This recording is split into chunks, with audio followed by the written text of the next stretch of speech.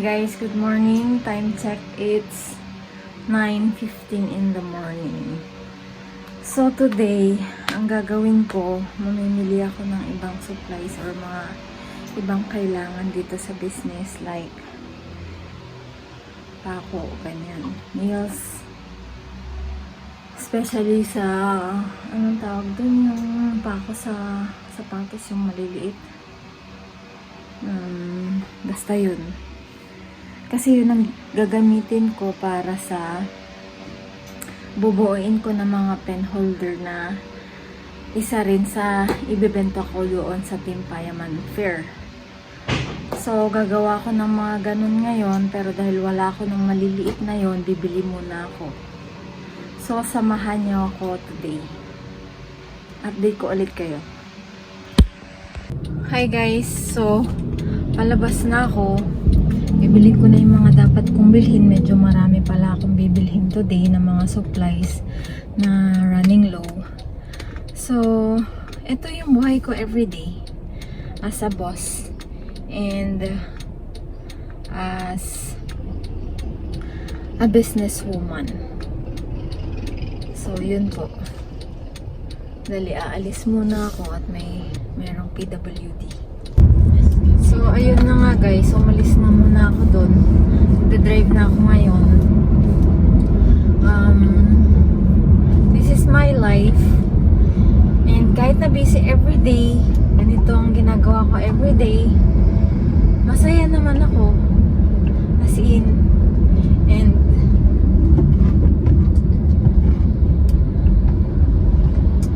sobrang grateful ko kasi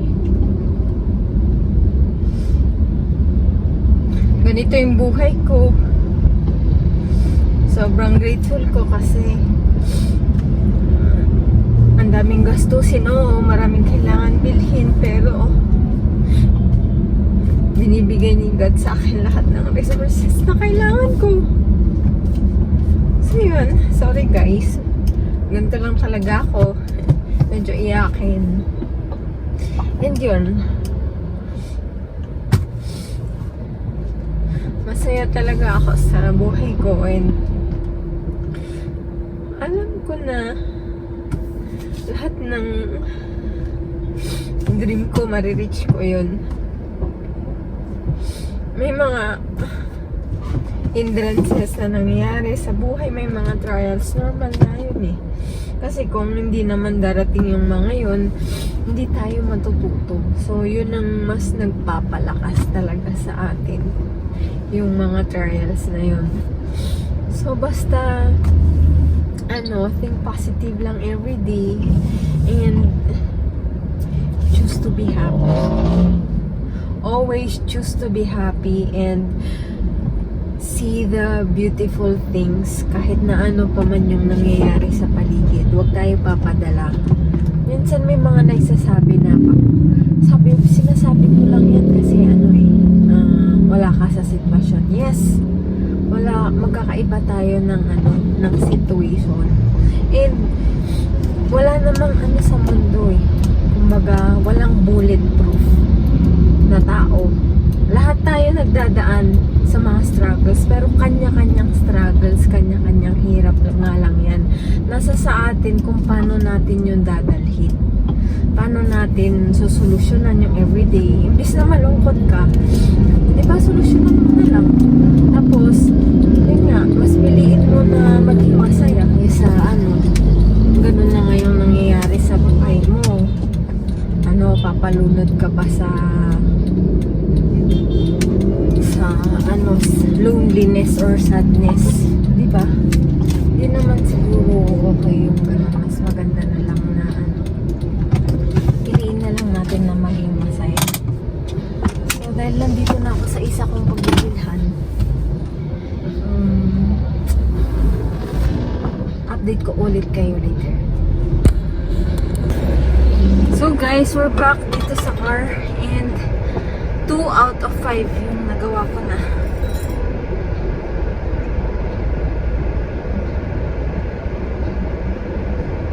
I mean yung nabili ko, 2 out of 5. So meron pa tayong 3 pa.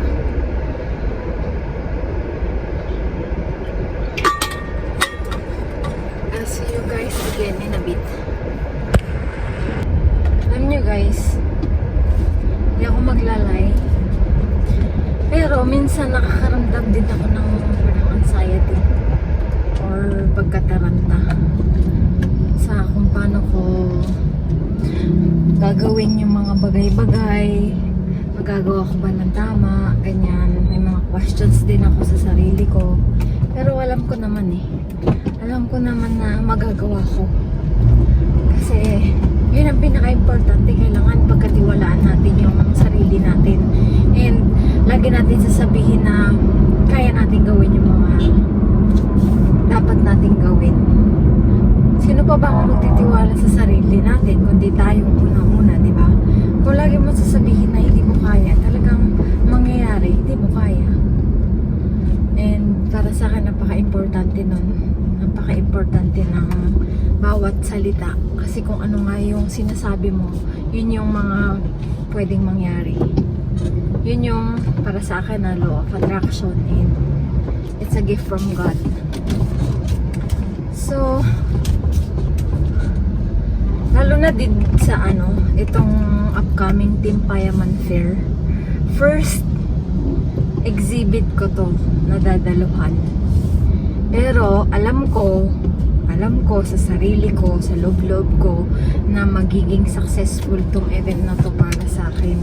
And dito magsa-start talaga na mag-boom yung negosyo ko.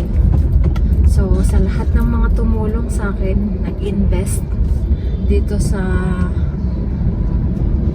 project ko na to, lalong unang-una, syempre yung mga mahal ko sa buhay, yung mom ko.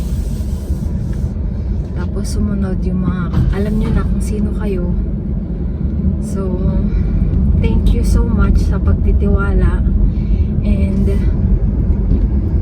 I hope pag-invest ulit kayo sa akin sa mga susunod na projects ko pa. I know yun ang pinaka mahirap na pakawalan yung trust.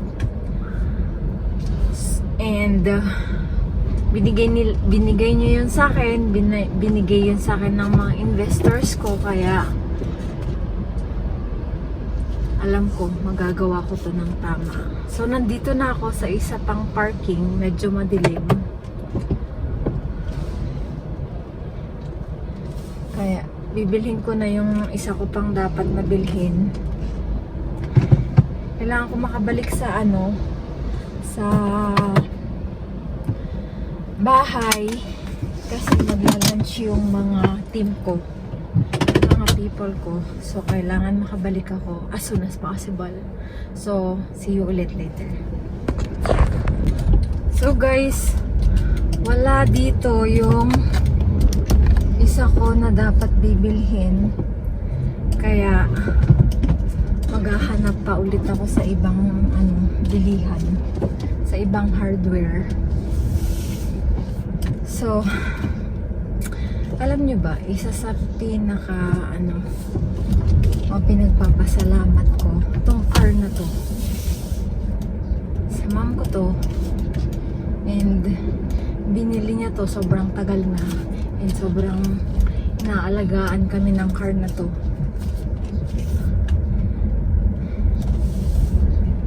Kaya minsan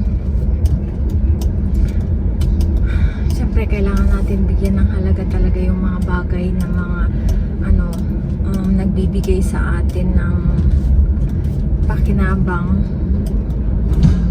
or nagbibigay sa atin ng convenience. So sobrang grateful ko dito sa car na to. Para sa akin, isa tong napakagandang regalo,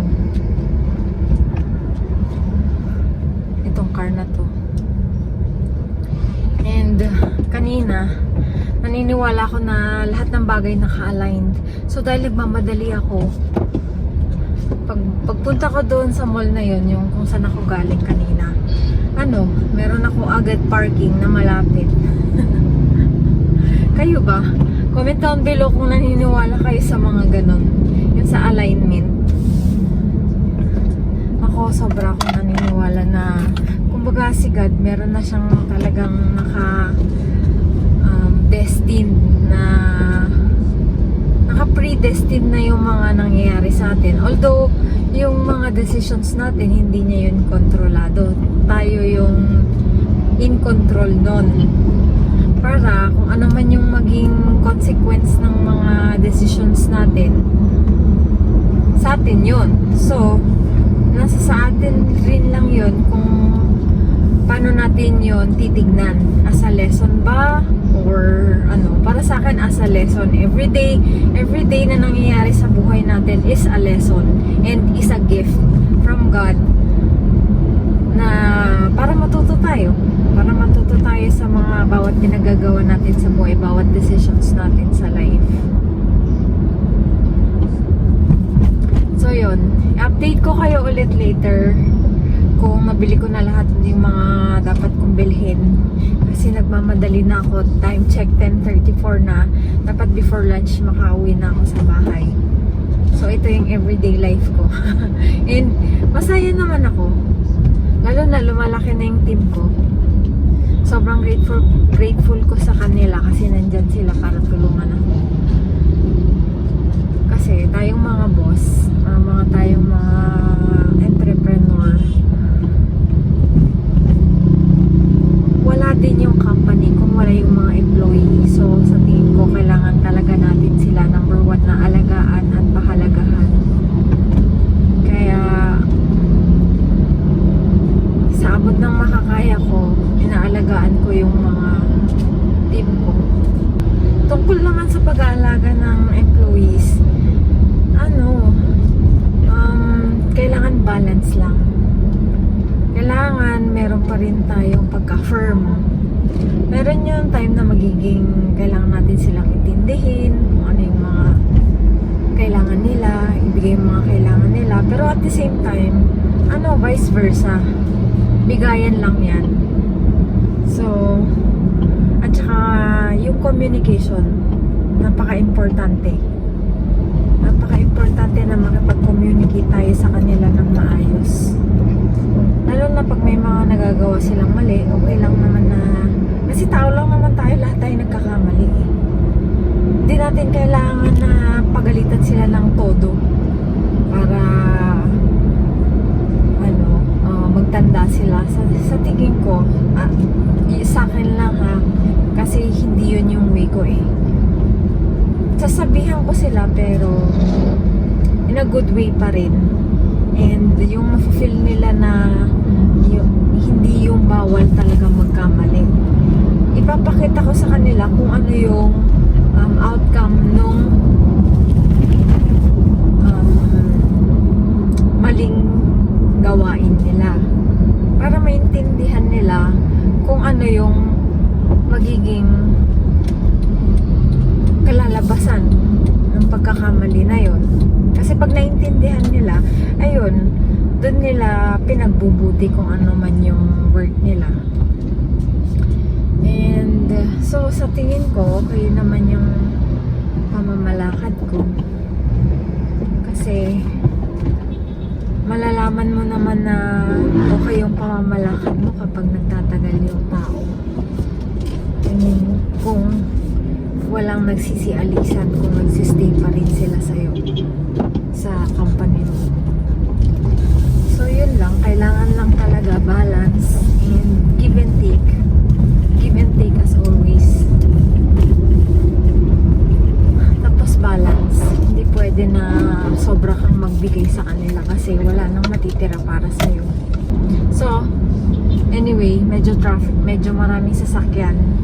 Kailangan ko muna mag-concentrate na mag-drive. Kaya, I'll see you guys ulit later. 너를 볼 때마다 두근거려 이 사랑이 꿈인지 아직도 난 궁금해